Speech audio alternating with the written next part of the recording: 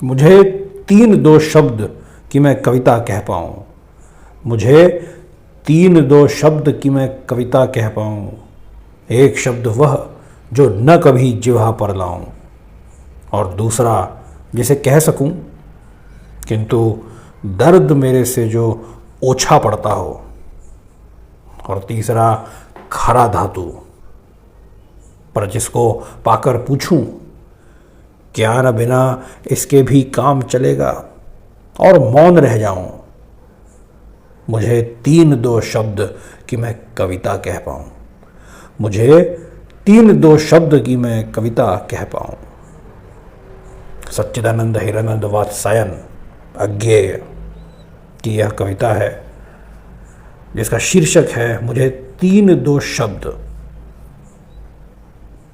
अज्ञेय की कविता के बारे में क्या कहा जाए। प्रगतिवाद में लिपटी हुई नई कविता। यह कविता भी एक तरीके से एक बौद्धिक व्यायाम है।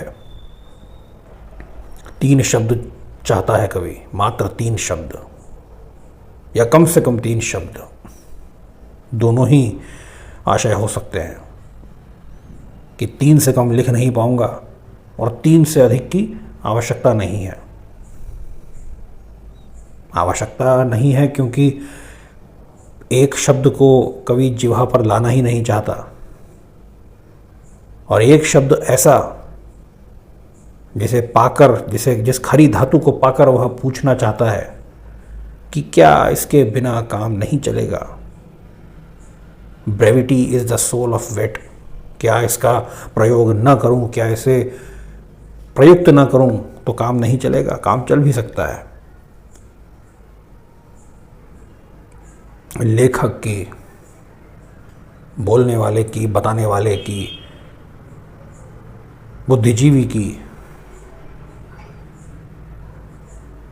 शिक्षक की, पत्रकार की, वकील की यह कोशिश होती है, नेता की, धर्मगुरु की, आख्यान देने वाले किसी भी व्यक्ति की यह कोशिश होती है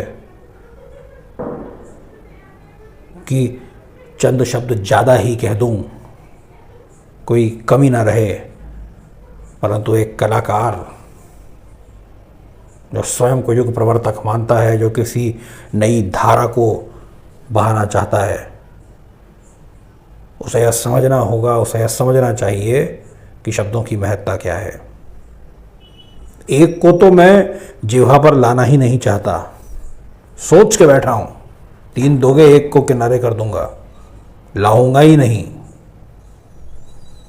और तीसरे को भी जो बड़ा महत्वपूर्ण लग रहा है, खरी धातु है, बहुत ही महत्वपूर्ण लगता है कि इसके बिना शायद बात पूरी ना हो, उसे भी बचा ले जाऊंगा, उसे छोड़ दूंगा, नहीं उतारूंगा वह नाव इस धारा में,